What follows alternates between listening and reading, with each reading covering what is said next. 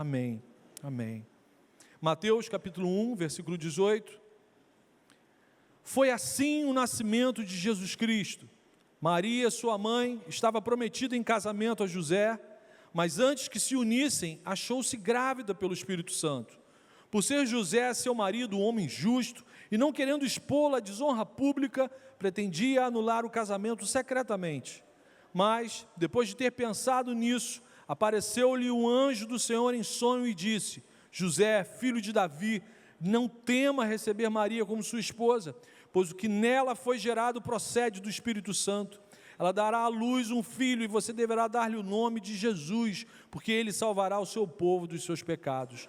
Tudo isso aconteceu para que se cumprisse o que o Senhor dissera pelo profeta: a virgem ficará grávida e dará à luz um filho e lhe chamarão Emanuel, que significa Deus conosco.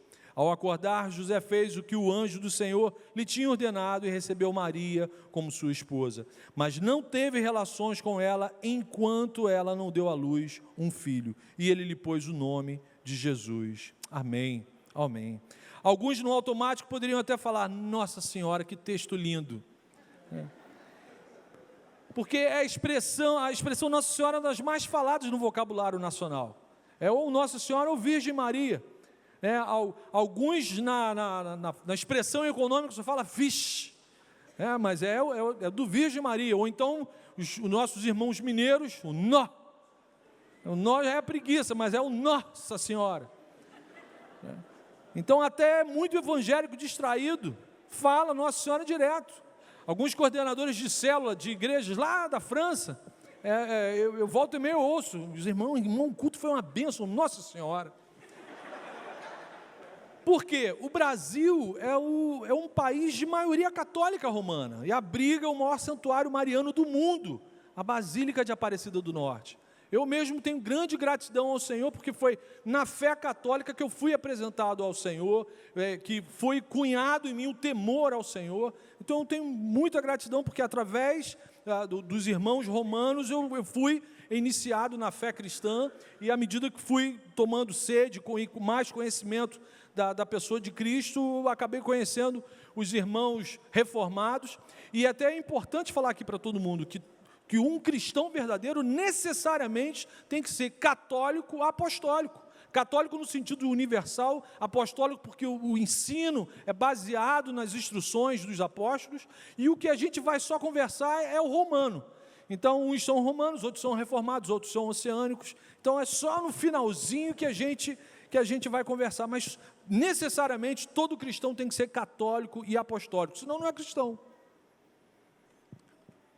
E é importante a gente falar logo aqui na introdução que nem sempre essa questão envolvendo a figura de Maria como alvo de uma adoração especial, nem sempre foi assim no catolicismo romano.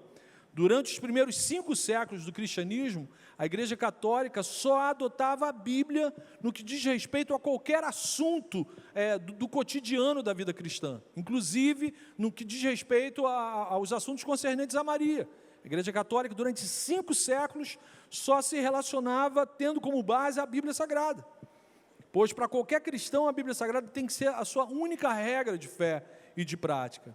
Mas foi justamente no século V, num concílio organizado para combater uma heresia difundida até por um padre, um bispo, que não era uma questão de mau caratismo, mas ele entendia que Jesus era um Deus menor. Isso comprometia a divindade de Cristo.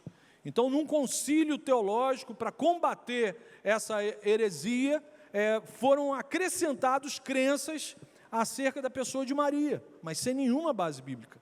A intenção era nobre, era combater o que na história da igreja é chamado a heresia de Ário, o arianismo, que nos dias de hoje você conhece como as testemunhas de Jeová. Então, o testemunho de Jeová é uma versão atualizada de uma heresia do século V da era cristã. A intenção era nobre, a cristandade lutava para combater uma heresia que tentava desconstruir a divindade de Cristo. Isso comprometeria toda a história da salvação. Mas, lamentavelmente, por causa desse combate, foram criados diversos dogmas sobre a pessoa de Maria que nunca estiveram presentes na Bíblia, até hoje, não está presente na Bíblia. E eu falo isso com muito carinho. Foi nesse concílio, 451 anos depois de Cristo, que foi criada a expressão Maria, Mãe de Deus. E aí, para dar base, para dar sustentação a esse instrumental, as pessoas começaram a pensar, então, se Maria, mãe de Jesus, Jesus é Deus, logo Maria, mãe de Deus. Para ser mãe de Deus, ela não pode ter pecado. Então, necessariamente foi criado o dogma dela ser pura, imaculada.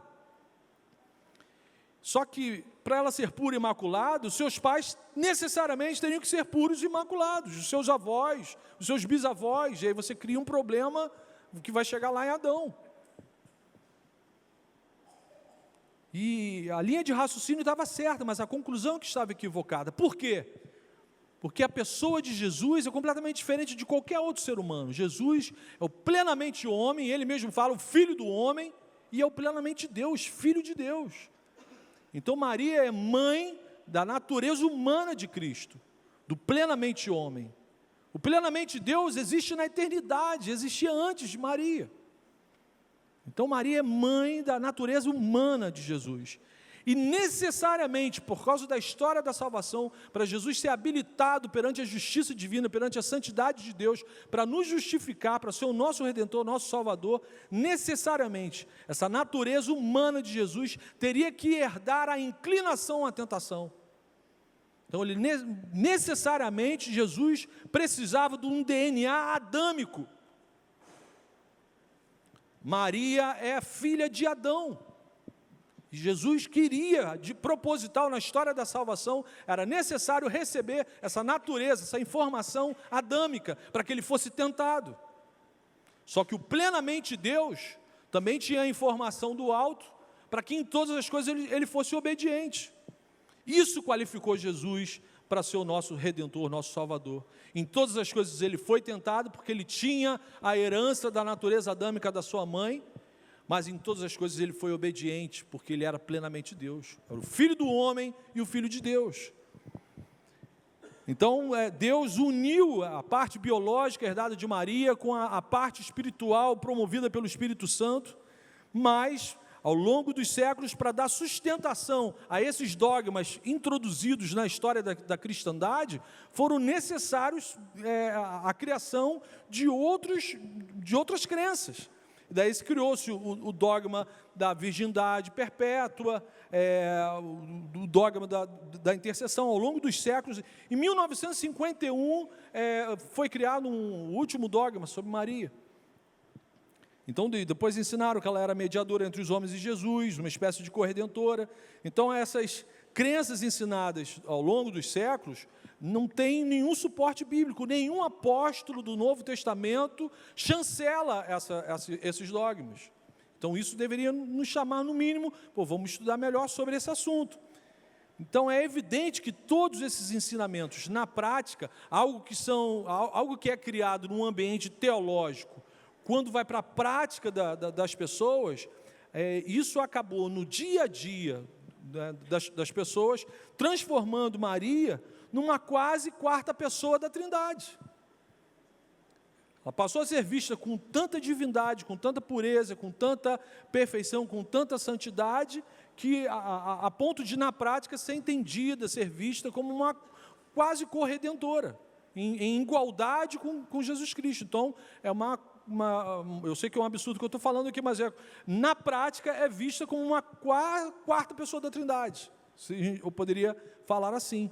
Então, biblicamente, isso compromete a história da salvação. Porque se a nossa irmã Maria fosse plenamente pura, imaculada, ela compromete a história da salvação, porque Jesus necessitava de uma inclinação adâmica. E se não há inclinação adâmica, ele não é plenamente homem, se não é o novo Adão. Paulo fala, Jesus é o novo Adão, o segundo Adão. Se ele não tem nada de Adão, ele não pode ser o nosso Salvador. E é por isso que o anjo fala para Maria, você recebeu graça da parte de Deus. Só recebe graça quem não tem. Graça é um favor não merecido. Graça só recebe quem não tem, só se recebe graça se você está vivendo debaixo de um estado de ausência de graça. Então Maria era um ser humano comum, temente ao Senhor, absolutamente temente ao Senhor, apaixonada por Deus, criada na lei mosaica e temente ao Senhor, e Deus derramou graça sobre Maria. O anjo fala isso para ela. Então, Jesus plenamente humano tinha que nascer com as inclinações para a desobediência herdadas da sua mãe. Por isso as Escrituras afirmam que em tudo Jesus foi tentado, mas em tudo ele foi obediente, e isso o qualificou, o autorizou para ser o nosso Redentor. Então ninguém mais, nenhum apóstolo, nem Pedro, nem Paulo, nenhum padre, nenhum pastor, nem a nossa irmã Maria, pode ser nosso intercessor, nosso mediador entre o nosso Deus. A reconciliação do ser humano com o seu Criador é só através de Jesus. Ele fala isso: ninguém vem ao Pai se não for por mim. Mas no dia a dia católico, isso e todas essas informações estão também na Bíblia, na Bíblia católica, na Bíblia que eu lia no meu tempo de católico romano. O resultado que essas crenças criadas e ensinadas a respeito da mãe de Jesus tem feito com que muitos católicos, não são todos, muitos católicos, demonstrem mais afeição a Maria na sua prática diária do que o bendito fruto do ventre dessa mãe amada. Então, eu acredito que seja por causa dessa devoção a Maria que os cristãos evangélicos, particularmente os brasileiros, muitas vezes, de forma absolutamente errada e antibíblica, adquirem uma certa indiferença ou uma postura, às vezes, até agressiva, hedionda, injustificável, como o fato daquele incidente, daquele pseudo líder religioso que chuta uma imagem de Maria. Isso é um absurdo. A Bíblia não chancela, não dá autoridade para ninguém fazer isso contra a fé de absolutamente ninguém. Então foi exatamente sobre essa questão que a gente pontuou na quarta-feira, na aula à noite, e a gente perguntou, mas qual a atitude correta cristã, amparado pela Bíblia, que a gente deve ter com relação a Maria, mãe do nosso Salvador? O que nós temos que aprender com Maria? Então, anote aí o que a gente pode aprender com Maria. Em primeiro lugar, o que a Bíblia Sagrada relata nesse texto que a gente leu sobre Maria. Então, uma primeira observação que eu fiz: Maria é a mãe biológica do nosso Senhor Jesus. Necessariamente Maria tem que ser a mãe biológica do nosso Senhor Jesus. Ela não foi usada pelo Espírito Santo como uma barriga de aluguel. O Espírito Santo não colocou um embrião celestial dentro do útero de Maria, não. Deus usou o óvulo, toda a informação genética, o DNA da nossa irmã. A parte paterna foi fornecida milagrosamente pelo Espírito Santo, mas Maria forneceu todo o seu DNA, todo o seu código genético. O óvulo de Maria foi fecundado pela ação do Espírito Santo, mas ocorreu toda aquela mitose, toda aquela divisão celular, diferenciação dos órgãos, tudo ocorreu isso de forma biológica, na natureza humana de Maria, concedendo isso ao nosso Senhor Jesus. Versículo 22, tudo isso aconteceu para que se cumprisse o que o Senhor dissera pelo profeta: a virgem ficará grávida. A virgem, profeta Isaías, 700 anos antes, fala isso. E Maria é agraciada pelo Senhor para dar cumprimento a essa profecia. Então, como falei na introdução, era necessário que assim fosse para validar o processo da salvação. Em segundo lugar, o que a gente aprende biblicamente com Maria, olhando para esse texto? Meus irmãos, com todo o carinho e respeito que eu falo, Maria não permaneceu virgem após o nascimento de Jesus. A Bíblia não me dá amparo, sustento para eu falar sobre o dogma da virgindade perpétua. Não ocorre isso, nenhum apóstolo fala sobre isso, pelo contrário. Mateus 1, 25, versículo 25, que nós lemos: José não teve relações com ela, enquanto ela não deu à luz um filho. A sexualidade entre marido e mulher é algo criado e ordenado por Deus. Não existe, nunca existiu nada de pecaminoso na sexualidade de uma mulher com o seu marido. É algo que é para ser desfrutado, a sexualidade é para ser desfrutada na sua forma plena no casamento. É por isso que a lua de mel é algo inesquecível. E eu não sei como que é a sensação de estar no primeiro culto casado, depois de uma lua de mel. Né, Felipe? Né, Letícia? deve ser uma sensação inesquecível. Marca aí, ó, o dia 8 de maio, primeiro culto, assistindo com a minha esposa. Aleluia, glória a Deus. Então não existe nada de pecaminoso na sexualidade de uma mulher com o seu marido. Não existe. Deus seria incoerente, preste atenção, olhem para mim. Deus seria incoerente e tirano se criasse o sexo, homem e mulher, no seu primeiro decreto, na sua primeira conversa com o homem, fala, ó, cresça e se multiplique. Mas você só vai alcançar o ápice da santidade se for casto e celibatário. Aí eu ia puxar a campainha e descer do ônibus. Então vou descer, eu não quero descer, eu não quero, não. Deus seria incoerente se fizesse isso com a nossa sexualidade. Então a virgindade perpétua não tem a menor base bíblica. Pelo contrário, meus irmãos, José e Maria se casaram e depois do nascimento de Jesus tiveram filhos e filhas. Os apóstolos e todos os pais da igreja durante 5 séculos falam sobre isso.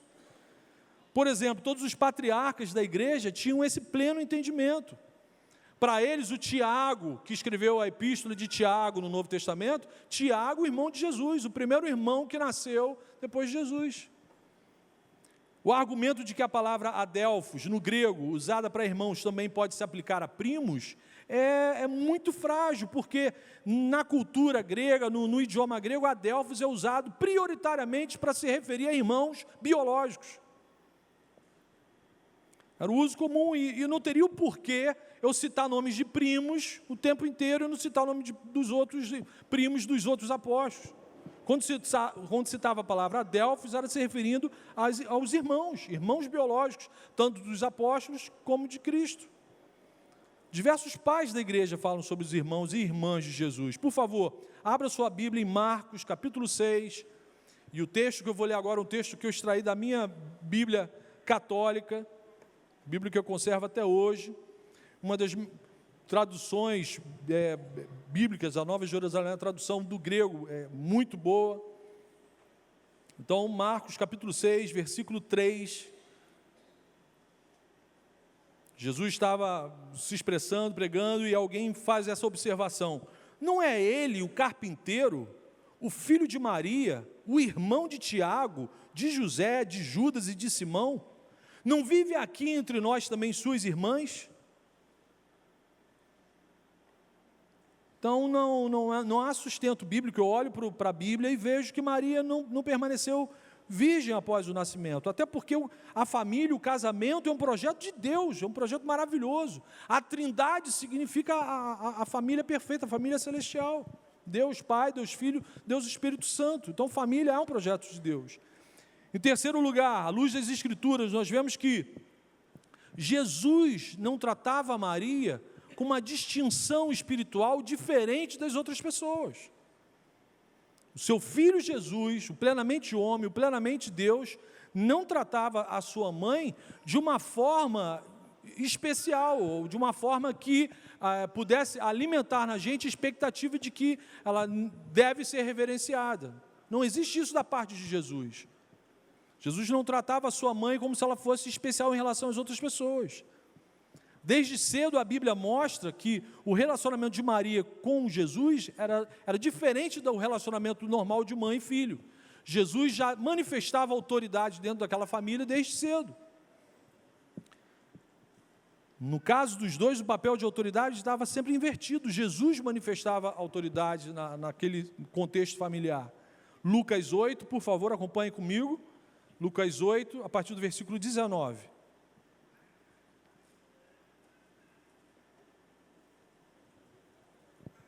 Lucas 8, versículo 19. A mãe e os irmãos de Jesus foram procurá-lo, mas não podiam chegar-se a ele por causa da multidão. Foi-lhe avisado: tua mãe e teus irmãos estão lá fora e desejam ver-te. Ele lhes disse: minha mãe e meus irmãos são estes que ouvem a palavra de Deus e a praticam. Então, Jesus está terminando uma pregação, está cercado por pessoas olhando, prestando atenção, bebendo do que Jesus está falando. Maria chega com os outros filhos, com certeza querendo falar alguma coisa com Cristo, e as pessoas avisam: sua mãe não está conseguindo chegar aqui, porque o lugar está lotado. E ele fala isso não de uma forma depreciativa, mas de uma forma didática, para explicar para todos nós que o mais importante no reino é ser ouvinte e praticante da palavra. Que não são os laços de amizade, os laços biológicos. Deus não tem neto. É ouvir e praticar a palavra. Inclusive, encontramos nas Escrituras uma passagem onde Maria quis, de uma forma boa, preocupada com uma situação crítica que estava acontecendo numa boda, numa festa de casamento, e ela quis falar com Jesus, e Jesus a repreendeu na hora. João 2, anotem por favor, João 2, versículo 3 e 4. A famosa passagem das bodas de Caná. Tendo acabado o vinho, que era uma vergonha numa celebração de casamento naquela época, tendo acabado o vinho, a mãe de Jesus lhe disse: eles não têm mais vinho. Respondeu-lhe Jesus: que temos nós em comum, mulher? A minha hora ainda não chegou. Essa era uma expressão judaica usada como repreensão. Os fariseus usaram essa mesma expressão contra Jesus. Os demônios usaram essa expressão contra Jesus, quando Jesus chega a engadar os demônios: que temos nós contigo? Então era uma expressão judaica para repreensão. Então não havia um lugar especial, espiritual, diferenciado no relacionamento, no trato de Jesus para com a sua mãe. Não havia desrespeito, mas havia um relacionamento normal, sabendo de forma clara. Maria tinha consciência de que Jesus era o Filho do homem, mas era o Filho de Deus.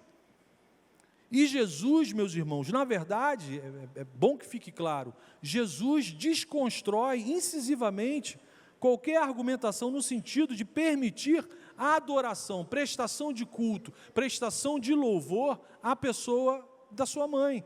Lucas 11, anote essa passagem, por favor, Lucas 11, 27 e 28. Jesus termina uma pregação, as pessoas ficam encantadas com o que Jesus prega, com as palavras de vida eterna, e fica registrado isso por Lucas. Ora, aconteceu que ao dizer Jesus estas palavras, uma mulher que estava entre a multidão exclamou e disse-lhe: bem-aventurada aquela que te concebeu e os seios que te amamentaram. Versículo 28, ele porém respondeu: antes, bem-aventurados são os que ouvem a palavra de Deus e aguardam.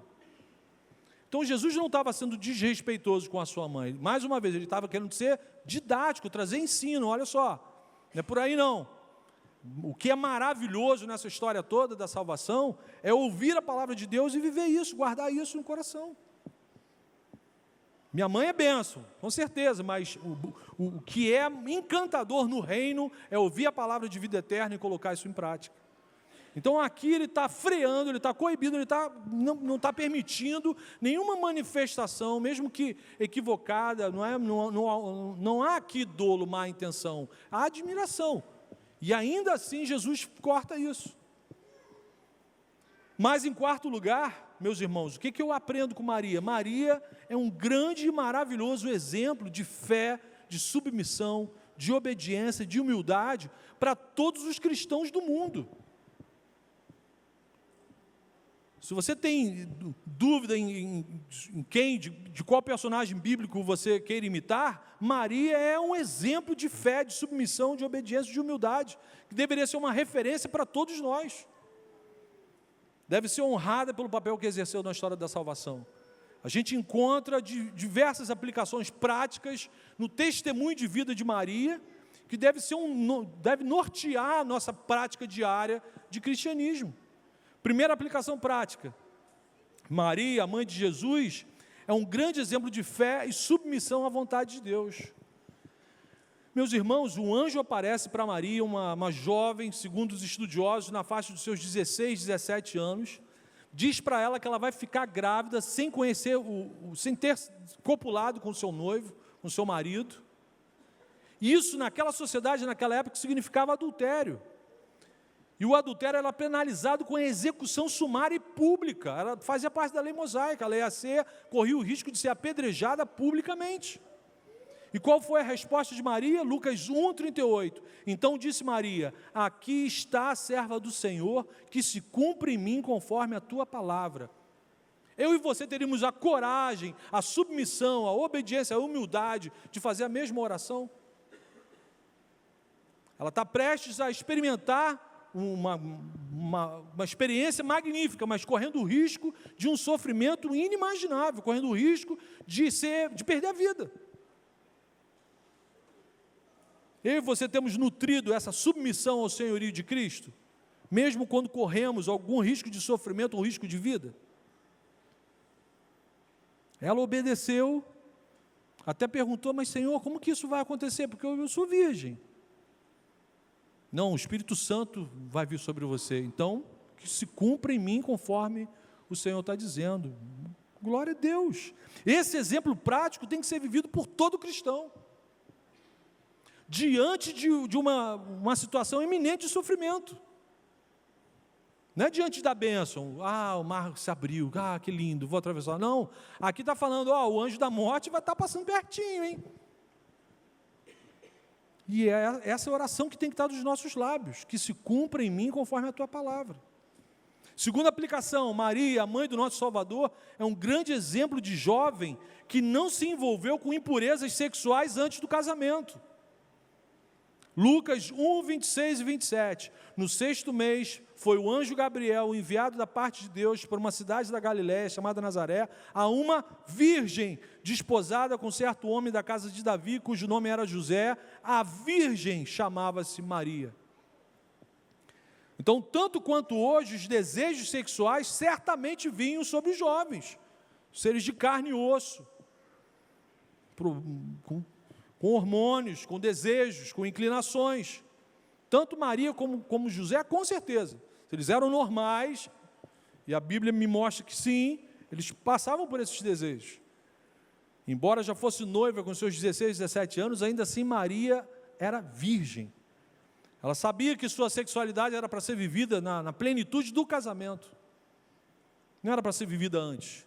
Porque era claro, no contexto judaico, deixará o homem, pai e mãe, e então se unirá à sua mulher. O que Deus está querendo dizer nessa pequena frase? Quando você se tornar homem, tiver a possibilidade de oferecer dignidade para um outro ser, puder tirar essa pessoa da casa dos pais dela e oferecer o mínimo de dignidade, aí você pode desfrutar de tudo de bom, de maravilhoso que eu criei, projeto de vida que eu criei para o homem e para uma mulher. Antes disso, não é cristianismo. Não tem nada a ver com... Quando um noivo, uma namorada, diz que é servo de Jesus e se entrega deliberadamente a uma vida sexual ativa antes do casamento, na verdade a pessoa que ele ama mesmo é assim mesmo, não é nem o namorado ou o noivo, é assim mesmo. E Jesus é só uma entidade religiosa. Sejamos sinceros. Eu não sou bicho para ser controlado por hormônio. Os bichos são controlados por hormônios. Seres humanos à imagem e semelhança do Deus Criador não são controlados por hormônios. Você que está noivo ou namorado e diz que é servo de Jesus, como que anda a pureza em seu relacionamento com Deus e com o seu próximo?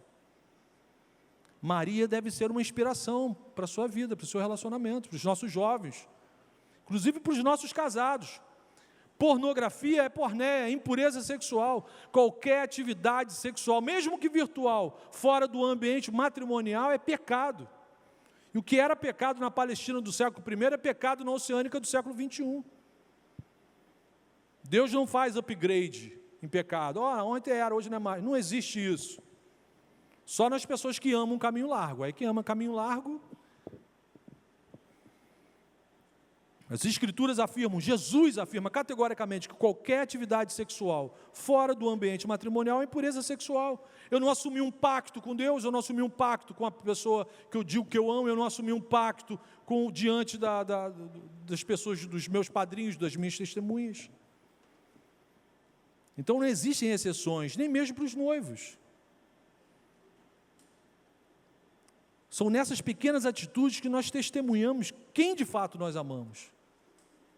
Maria amava o seu Senhor, mais que os seus desejos particulares. É por isso que Maria é um exemplo a ser seguido, deve ser uma inspiração para a nossa juventude. Como que é o nosso namoro, o nosso noivado? É a semelhança do que a Bíblia Sagrada nos instrui ou é a semelhança das telenovelas?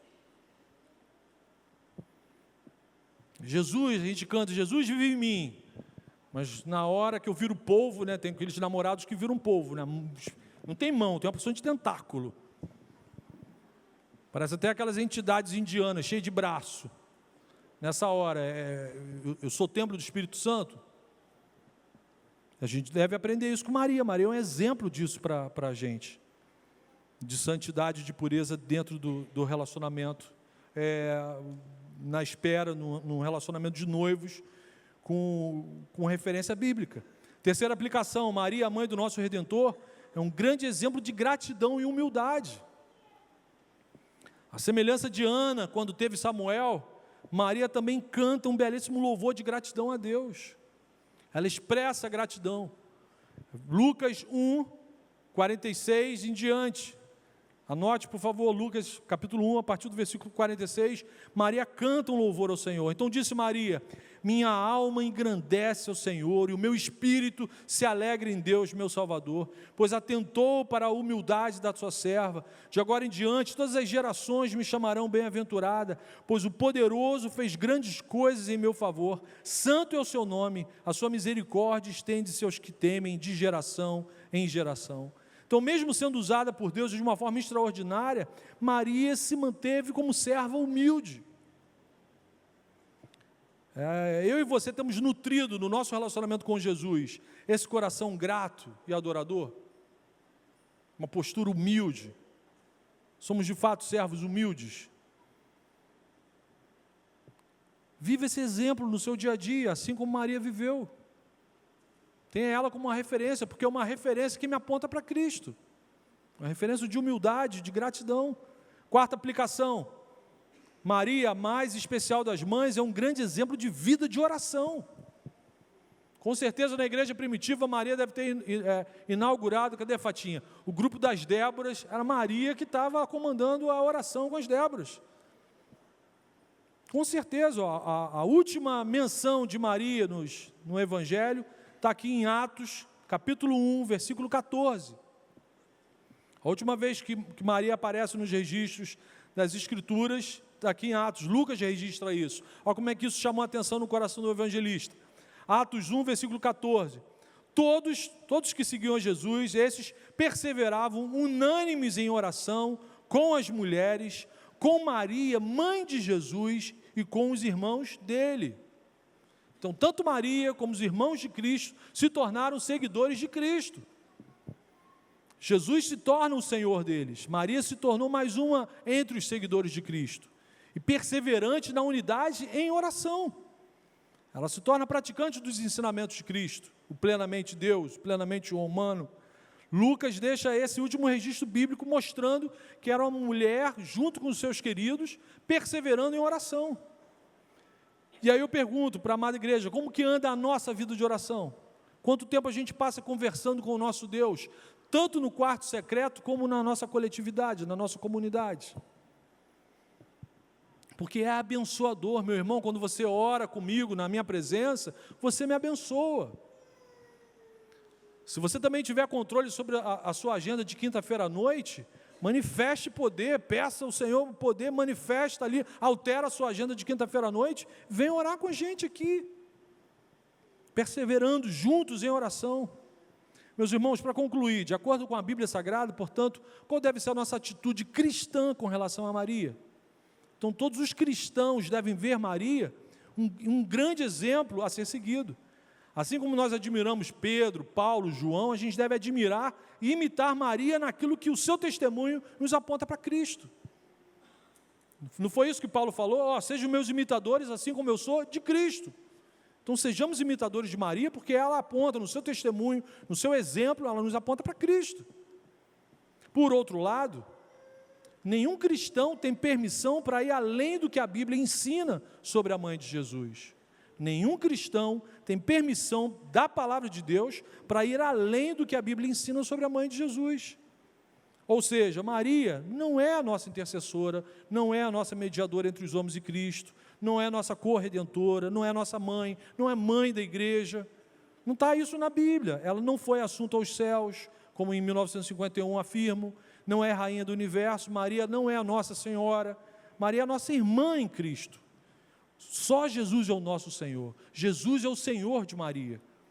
E é isso que está escrito na Bíblia, é isso que está escrito na palavra de Deus, nossa única regra de fé e de prática. Foi isso que a Reforma defendeu. Crer e seguir apenas o que puder ser comprovado e ensinado pela palavra de Deus. A gente utilizando só a Bíblia, vamos fazer um julgamento aqui imparcial. Olha ali para fora, liga a sua televisão. A quantidade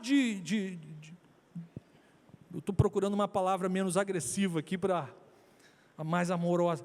A quantidade de expressões religiosas, olha que bonito, a quantidade de expressões religiosas que se dizem seguindo só a palavra de Deus, já é uma confusão tremenda. Imagina administrar a confirmação da palavra de Deus com adições à palavra de Deus. Aí fica muito mais difícil. Então, qualquer dogma ou ensino que não tiver na Bíblia Sagrada, deve ser rejeitado por nós. Rejeita porque não tem confirmação, não tem um amparo, não tem sustentação bíblica para aquilo. Então, a gente não deve fazer nenhuma oração que não seja em nome de Jesus. Lembrando sempre que tudo o que aconteceu na história de Maria, aconteceu por causa de Jesus Cristo. Amém? Que seja assim na minha vida e na sua vida também. Que tudo o que aconteça na nossa vida seja por causa de Jesus Cristo. Amém? Vamos orar? Feche os seus olhos.